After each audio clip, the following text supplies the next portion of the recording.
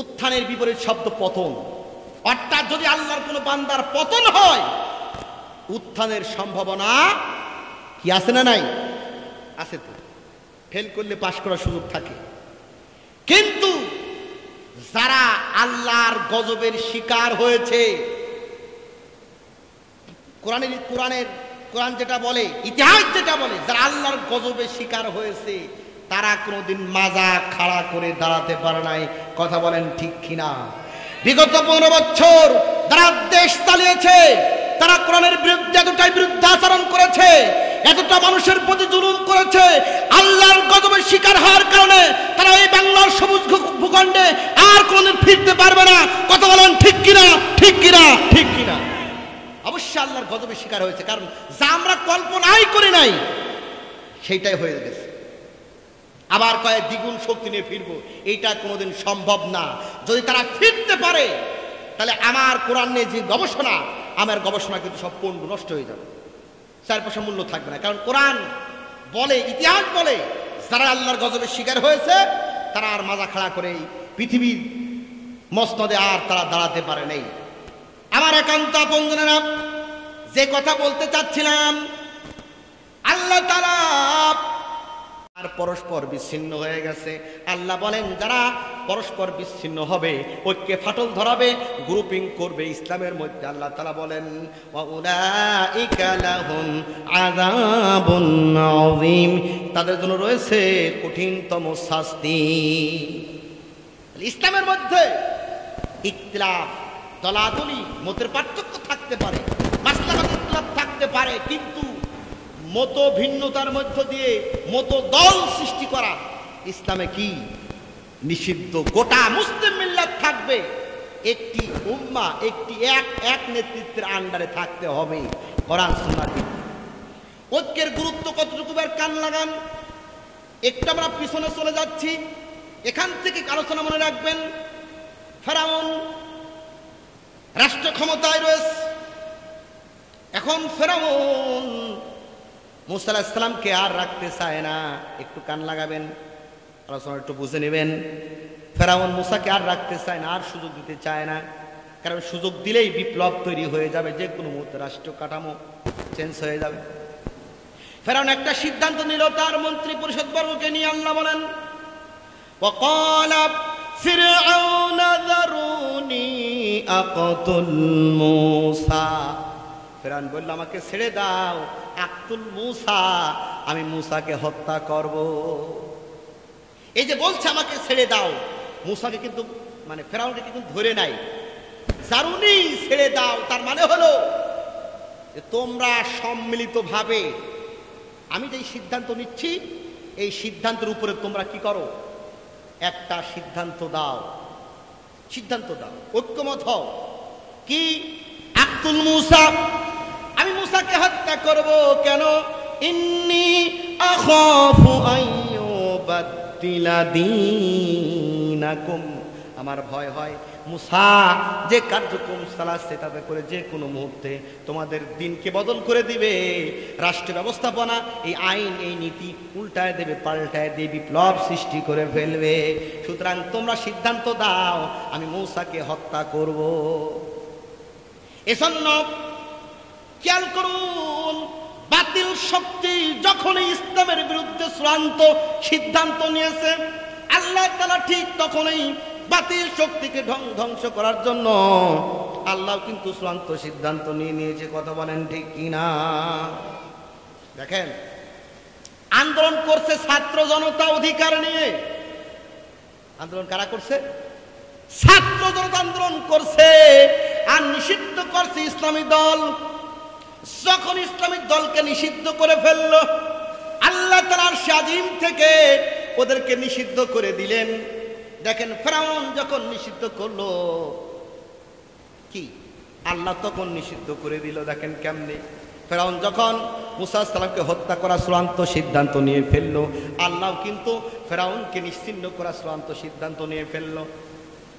আল্লাহ তাআলা মূসা আলাইহিস সালামকে বললেন, যাও মূসা, এই মিশরে থাকার সুযোগ নাই, চলে যাও মিশর ছেড়ে। আল্লাহর নবী হযরত মূসা আলাইহিস সালাম বনী ইসরাইল জাতিকে নিয়ে বেরিয়ে পড়লেন। নমরুদ আক্রমণ চালাচ্ছে, ৮৭ আক্রমণ, ৩ দিক দিয়ে আক্রমণ চালাচ্ছে। একদিকে নীল নদ, হযরত মুসা আলাইহিস সালাম বনী ইসরাঈলদেরকে নিয়ে নীল নদের কাছে গিয়ে থমকে দাঁড়িয়ে গেলেন। লোকেরা ভয় পেয়ে গেল, ওই যে ফেরাউন আসতেছে তার বাহিনী নিয়ে, আমাদেরকে ধরতে পারলে প্রাণে রাখবে না, মুহূর্তের মধ্যে আমাকে দুনিয়ার থেকে আমাদেরকে বিদায় করে দিবে, করব কি? মুসা আলাইহিস সালাম বললেন, ভয় পেও না, রব্বি সায়াহদিনী, অবশ্যই আমার রব আমাকে পথ দেখাবে, চিন্তা করো না, দুঃখিত হও না, তোমরা সবর করো। এরপর আল্লাহর হুকুমে আল্লাহ নির্দেশ দিলেন, ও মুসা, আপনি হাতের লাঠি কারণে নদে আঘাত করুন। রাস্তা হয়ে গেল 12টি, রাস্তার উপরে চলতে লাগলো, মাঝখানে চলে গেছে। এবার ফেরাউন এসে থমকে দাঁড়িয়ে গেল। ফেরাউন চিন্তা করতেছে, এইটা তো সাধারণ কোনো রাস্তা না, এই রাস্তায় যদি আমি চলি নিশ্চিতভাবে আমি ক্ষতিগ্রস্ত হয়ে যাব। কারণ দেশ যারা চালায় তারা একেবারে বোকাশোকা নাকি, দেশ যারা চালায় মেধাবুদ্ধি আছে, সে চিন্তা করলো এই রাস্তায় হাঁটা যাবে না, হাঁটলেই বিপদ। এখন ফেরাউন মনে মনে চিন্তা করতেছে, এখানে আমি যাব না, ফিরে যাই। মুসা তো চলেই গেল, যাকে নিয়ে ঝামেলা সে তো বিদায় হয়ে যাচ্ছে, সুতরাং তার পিছে খামুখা গিয়ে লাভ কি? কারণ কাউকে তাড়তে হলে নিজেকে হাঁপানো লাগে না? আপনি একজনকে তাড়বেন, নিজেকে হাঁপানো লাগবে না? তো যাই যাক, মুসিবত তো চলেই গেল, গিয়ে করব। তাফসীরে মাযহারের মধ্যে আল্লামা সানাউল্লাহ পানিপতি রাহিমাহুল্লাহ বলেন, ফেরাউন মনে মনে সিদ্ধান্ত নিচ্ছে যাওয়া যাবে না, সামনে যাব পিছনে। কিন্তু আল্লাহ তো ধ্বংস লিখে দিয়েছেন, আল্লাহর লিখন খণ্ডন করবে কে? ও যদি ফিরে আসে নীল নদে তার সলিল সমাধি হবে না। আল্লাহ জিব্রাইলকে ডাক দিয়ে বলে, জিব্রাইল, এখন তোমার ডিউটি শুরু। ও জিব্রাইল, যাও যাও। ফেরাউন যে ঘোড়ায় চলেছিল সেটা হলো মদ্দা ঘোড়া, মানে পুরুষ ঘোড়া। এখন তুমি একটা মাদি ঘোড়া নিয়ে তার সামনে চলে যাও। খুব আকর্ষণীয় সাদা রঙের একটা মাদি ঘোড়া নিয়ে হযরত জিবরিল আমিন ফেরাউনের ঘোড়ার সামনে দিয়ে জাম করেছে ওই রাস্তার উপরে। এই দৃশ্য কেউ দেখে নাই, দেখতেছে ফেরাউনের ঘোড়া, মাদি ঘোড়া লাফ দিয়েছে সামনে। তো মদ্দা ঘোড়ার কি পিছনে থাকে? ও লাফ দিয়েছে, পিছনে পিছনে চলতে লাগলো। ফেরাউন চিন্তা, সর্বনাশ, ভালোই তো ভাবছিলাম যে মনে হয় বিপদ, তো বিপদ নাই, চলতেছি তো। তার পিছনে সব বাহিনীর ঘোড়া আস্তে আস্তে নামা শুরু করে দিয়েছে। যেই মাঝ বরাবর অমনি আল্লাহ নদীকে কমান করলেন, যাও আগের মতো বহমান হয়ে যাও। আগের মতো বইতে লাগলো। ফেরাউন সহ তার সব বাহিনী এখন পানির মধ্যে হাবুডুবু খাচ্ছে। চিৎকার মেরে কোন সুবহানাল্লাহ। এই জন্য বাতিল শক্তি যুগে যুগে যখনই ইসলামের বিরুদ্ধে চূড়ান্ত সিদ্ধান্ত নিয়েছে, আল্লাহ তাদের বিরুদ্ধে চূড়ান্ত সিদ্ধান্ত নিয়ে নিয়েছে। আবার কয়, আগেই তো ভালো ছিলাম, এরকম লোক কিছু আছে না? এই কথা শোনার পর আমার একটা শিক্ষকের একটা উদাহরণ মনে পড়ে। একজন লোক, খুব ভদ্রলোক মানুষ, টাই প্যান্ট পরা, কোট পরা একজন ভদ্রলোক, সাদা শার্ট, আপনার কালো প্যান্ট, টাই পরা, ট্রেনে উঠেছে। তো ট্রেনে বাসে কিছু লোক থাকে, যে লোকগুলি অন্যের পকেটে হাত ঢুকিয়ে দিয়ে যা পায় তা নিজের মনে করে নিজের পকেটে ঢুকায়। এরকম লোক আছে না? কি বলে এদেরকে? পকেট মার। তো ভদ্রলোক ট্রেনে উঠছে, ভদ্রলোকের পাশে একজন পকেট মার দাঁড়িয়েছে। সুযোগ বুঝে পকেট মার ভদ্রলোকের পকেটের মধ্যে হাত ঢুকিয়ে দিয়েছে। বেচারা ভদ্রলোক টের পেয়ে খপ করে হাত ধরছে, হাত ধরে বলে, বেটা তো লজ্জা করে না? এই যুগে মানুষ পকেট মার, মানে পকেট মারার কাজ করে কেউ? লজ্জা করে না তোমার? তো পকেট মার বলছে, আমার আবার লজ্জা কিসের? কিসের লজ্জা? লজ্জা তো হওয়া উচিত আপনার। আপনি ভদ্রলোক মানুষ, আপনি টাই কোট করে বাইরে বের হয়েছেন খালি পকেটে, কোন লজ্জায়? পকেটে কিছু নাই, খালি পকেটে বের হয়েছেন, কোন লজ্জায়? মানে কার লজ্জা, কে কারে দেয়? একটা কথা বলি, উত্থানের বিপরীত শব্দ পতন। অর্থাৎ যদি আল্লাহর কোন বান্দার পতন হয়, উত্থানের সম্ভাবনা কি আছে না নাই? আছে তো। ফেল করলে পাশ করার সুযোগ থাকে।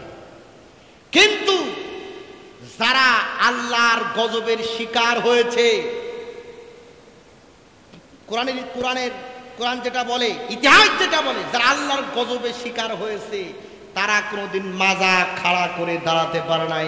কথা বলেন ঠিক কিনা? বিগত 15 বছর যারা দেশ চালিয়েছে, তারা কোরআনের বিরুদ্ধে এতটাই বিরুদ্ধাচরণ করেছে, এতটা মানুষের প্রতি জুলুম করেছে, আল্লাহর গজবের শিকার হওয়ার কারণে তারা এই বাংলার সবুজ ভূখণ্ডে আর কোনোদিন ফিরতে পারবে না। কথা বলেন ঠিক কিনা, ঠিক কিনা, ঠিক কিনা? অবশ্যই আল্লাহর গজবের শিকার হয়েছে, কারণ যা আমরা কল্পনাই করি নাই সেইটাই হয়ে গেছে। আবার কয়েক দ্বিগুণ শক্তি নিয়ে ফিরবো, এইটা কোনোদিন সম্ভব না। যদি তারা ফিরতে পারে তাহলে আমার কোরআন নিয়ে যে গবেষণা, আমার গবেষণা কিন্তু সব পণ্ড নষ্ট হয়ে যাবে, 4 পয়সা মূল্য থাকবে না। কারণ কোরআন বলে, ইতিহাস বলে, যারা আল্লাহর গজবের শিকার হয়েছে তারা আর মাজা খাড়া করে পৃথিবীর মসনদে আর তারা দাঁড়াতে পারে নাই। আমার একান্ত আপনজনেরা, যে কথা বলতে চাচ্ছিলাম, আল্লাহ তাআলা